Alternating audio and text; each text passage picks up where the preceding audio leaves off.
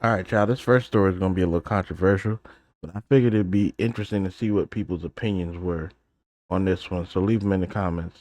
A lot of trouble after a student reportedly saw nude photos of her and another teacher.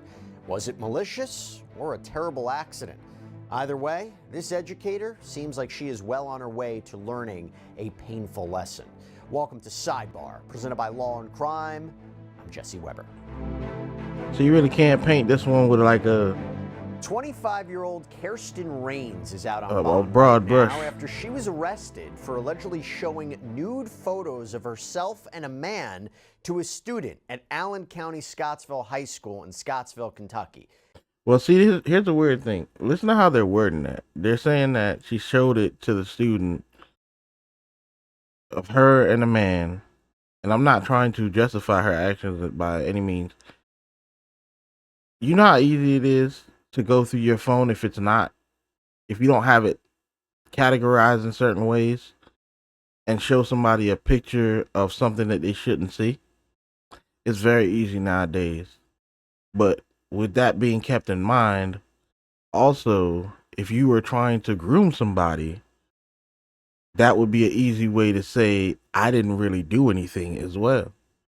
So you guys let me know in the comments how you feel about this, because I'm kind of torn. This tiny town, fewer than 5,000 people, likely a buzz right now with the news that one of their teachers was arrested. But it's interesting, this case, not as simple, maybe not as straightforward as it may seem. So to talk about this, I want to bring on former criminal prosecutor Dan Shore, who actually now, and it reads, while conducting an investigation at the Allen County High School involving Kirsten and another staff member, I was informed of Rains showing a student nude pictures. I then talked to this student, and they advised that Rains had shown her text messages between Rains and a male teacher. In these messages were pictures of the male teacher's erect penis and Rains' Ooh, that's breasts. not a good I look. contacted Rains, and she came to the sheriff's office to talk with me. I read Rains her Miranda warning, and she still wished to proceed with talking to me. Through the discussion, Rains advised that pictures had been sent between her and the male teacher of each other's nude private areas. Rains did state that a student could have seen these pictures on her laptop that is synced to her phone while at school. She stated that she does leave her laptop open and students have the opportunity to look at her computer and may have seen messages that were between her and this male teacher. Rains also stated that students get access to her phone when selecting what music to listen to in class, and they may have accessed these pictures while on her phone, and that these photos were I synced to her guarantee personal you, laptop at school. She acknowledged that students may. I guarantee you the way that they're gonna put this though is that regardless, and I can't really blame them for this because it's kind of accountability, regardless of how you want to say people access the phone and all that stuff, they're probably just gonna say you should have had that in a separate folder, or you should have had it behind a lockable area in your phone. It shouldn't have been available to the public, even though the phone is yours. If you're allowing children to use the phone during school hours, then there shouldn't have been a way for the children to access it. I think that that's the only really argument that they can bring up in this situation that makes sense. But I also believe that her willingness to go to the police and speak to them about it kind of makes it look like it wasn't done on purpose. But once again, I'm still in the air. Let me know in the comments, y'all. Be able to easily access these images. But again, it seems to be that she's saying she didn't intentionally do this. Now, according to a Facebook post welcoming her to Allen County Scottsville High School from the summer of 2024, Rains was an English teacher. And there is a lot to break down here with this. So Rains was charged with one count of distribution of obscene matter to minors. Because it's her first offense, it is a Class A misdemeanor. And according to Kentucky's criminal code, a person is guilty of distribution of obscene material to minors when knowing a person to be a minor or having possession of such facts that he should reasonably know that such person is a minor, and with knowledge of the content and character of the material he knowingly sends or causes to be sent or exhibits or distributes or offers to distribute obscene material to a minor. Now, Dan, I think we can both agree this is obscene material if this is in fact what it is, but This is I kind don't of know if very she's much guilty of splitting this. What do hairs. you think? That's exactly what I'm getting at. Like this is kind of very much splitting hairs when you boil it down to it. And believe me, I'm all for giving people in general the lock and the key if that's what they deserve.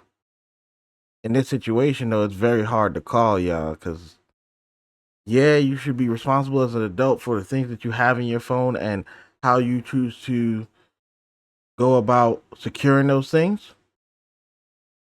But in the same regard, I'm pretty sure everybody's had a moment where they were going through their phone, just looking through pictures, and maybe even saying, "Hey, let me show you something real quick." And they've either had to hide their phone because they knew there was something in it, or they leaned over too much and people saw something that they shouldn't have. So I don't know. I'm not justifying the actions, but I can't really condemn them either in this situation. So, like, you guys, let me know in the comments. See what they talking about. Right. And there's a lot to break down here, as you said. First of all, she's 25 years old. This is not a headline you're sure to see every day. An adult woman meets an underage boy at a funeral, and that leads to her allegedly sexually abusing him. Yeah, that's what authorities in Florida are saying about this 20-year-old suspect. Time to discuss. Welcome to Sidebar, presented by Law and Crime. I'm Jesse Weber. Who goes to a funeral and decides, yeah, I'm gonna just get clapped up afterwards? That's nefarious work, but let's continue, I guess. That's tough. Funerals. They're incredibly sad. They're reflective, those emotional times. These are those events when you remember the person you lost, usually sharing that moment with loved ones. It's a very somber time. You know what funerals are not? They're really not a place to meet a romantic interest. This isn't Wedding Crashers. Yeah, like, and you know what they really aren't? They aren't Crazy. a place for an adult to meet a minor to then sexually abuse them. Yeah. That's the allegations out of Florida that we got to talk about right now. 20-year-old Isla Gonzalez Salinas has been hit with charges, 7 counts of lewd or lascivious battery of a victim for allegedly sexually abusing an underage boy that she apparently met at a funeral last year, November 2024. Now, we don't exactly know the circumstances about how she met this boy or allegedly met this boy at this funeral. That's we what also we need don't to know the exact age of this boy, although I should tell you the charges that she's facing, based on the reporting, seem to indicate a victim range of 12 to 16 years old. Wow. And I would find it hard. I'm hard pressed to believe that, one, if the kid's 12 to 16, you didn't know. 2, I find it hard to believe that she's having issues finding men or women to deal with. To be honest, like she's a pretty girl. So it's like, where did the desperation come from in this situation? I'm trying to figure out the thought process. Like, they just put my peoples in the grave. Now I got to put this thing on you. Like, how does that work? I'm trying to, you know what? Never mind. Now, she has been released on bond after being arrested by the Palm Beach County Sheriff's Office deputies. And as you can imagine, there are a lot of things to talk about with this. So let me bring in civil rights and criminal law attorney, former prosecutor Melba Pearson, who I haven't seen in quite some time. All right, so real quick, they didn't really have much else to say about the actual case. But one thing that they did say that struck me as interesting is that everybody has a online profile nowadays, and they have a paper trail, if you will, or internet trail, if you will. So if you linked up with this person and you exchange social medias, then you should be able to tell what age range the person was around. So they're saying that the kid had to be between 12 and 16 of this last video of the victim with this girl. Let me show y'all a picture. This girl here. So if that is the case, she had to know what she was doing, which is very weird. To be 20 years old and want to be intimate with a 12, 16-year-old, or, well, yeah, it's still kind of strange. So I don't know. She's cooked in this situation. I ain't gonna lie to you. We begin with a woman arrested and arraigned in connection with the death of London Thomas. The 17-year-old's loved ones desperate for answers to questions about her death and what happened in the 3 weeks she was missing. Thank you for I'm a little joining us. For confused. 7 News Detroit at 5, I'm Glenda Why Lewis. what And I'm looks Mike like a Duffy. It's 40-year-old an woman important would update in a case we know try to so many be of you off have in a been following. 17-year-old. This exclusive video showing the woman arrested and charged for lying to police officers during this investigation. 7 News Detroit with the only camera in the courtroom for arraignment. And it's been less than a week since London's body was found in Southfield. At one point, her boyfriend was named a person of interest in her disappearance. He has not been charged. 7 News Detroit reporter Randy Wimbley questioning the defense attorney of the woman charged today. He's also speaking with London's grandmother about this break in the case. Investigators initially had 2 people in custody with seemingly the hopes of getting homicide charges on both of them. Now they have 1 suspect in custody facing a lone lesser charge. They, however, are adamant the investigation is not over. Charla Pendergrass was back in custody less than 3 hours after she was released from the Inkster Police Department Friday.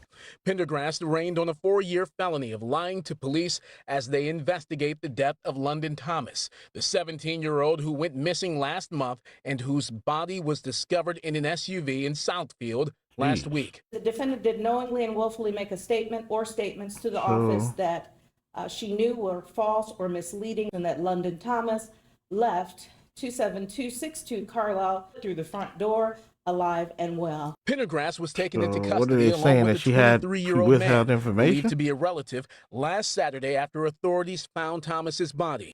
They were held for nearly a week without being formally charged. The 23-year-old man was released Friday morning without charges. Pendergrass's defense attorney, Terry Johnson. Let's go back to a week ago. You know, I'm not quite they were turned in on understanding. a homicide charge, and they were held 100 and approximately 129, 130 hours, violation of their rights. And oh, we're going to do something. We've got this, we've got that, and they come out with lying to a police officer. I mean, they are doing nothing but grasping at straws at this point. Meanwhile, London Thomas's family reacting to Pendergrass's criminal charge. I could feel it in my heart when I was talking to her that she was lying when she said that London had left. Justina Martin says Pendergrass's relative was in a relationship with Thomas. She was last seen at a Pendergrass family home on Carlisle in Inkster April 5th. I want justice for my granddaughter, and I know she lying. Huh? I know she had something to do with my granddaughter's death. I believe she killed my granddaughter. But no This is homicide charge interesting. has been filed against Charla Pendergrass. Michigan State Police says its detectives are still working with the Wayne County Prosecutor's Office, and more charges could be announced as the investigation continues. Now, as for Pendergrass, she is facing a 4-year felony, and right now she's locked up on a $50,000 cash surety bond. The Oakland County Medical Examiner is still working to determine London Thomas's cause of death. Well, that's In really Inkster, weird. I'm Randy Wimbley, 7 News Detroit. Thank you, Randy. I mean, basically they're saying that the lady possibly lied to police, but they really don't have irrefutable evidence to back that up. And then it's like they're saying she's facing a charge in connection to the 17-year-old girl's death, but she's not the actual killer. So what charge is she facing? Is she facing like accessory to murder? Because that doesn't carry like 4 years. That's like a 20-year sentence. So what 4-year sentence could she be facing? And then they're saying withholding information. I don't know, guys. Let me know in the comments how you guys feel about this case too, because I'm thoroughly confused. They didn't really do a good job, in my opinion, of explaining what is going on here. Like, they just said a bunch of stuff. Like, let me know if you guys think that the 40-year-old lady is innocent. Do you guys think that she is guilty? If so, why? Leave it in the comments so we can all have a discussion. And hopefully we can get to the bottom of this. Maybe you guys know something I don't. Maybe this is a story you guys are more familiar with. Anyways, this is going to be the end of the video, guys. Please don't forget to like, comment, share, subscribe, hit the notification bell so you can be notified anytime that I upload. Also, join the Discord, link is in the bio. And you guys have a great day. And thank you guys for everybody who watches this video and continues to support the channel. I really appreciate you guys. That like button and that subscription is a huge help to grow the channel.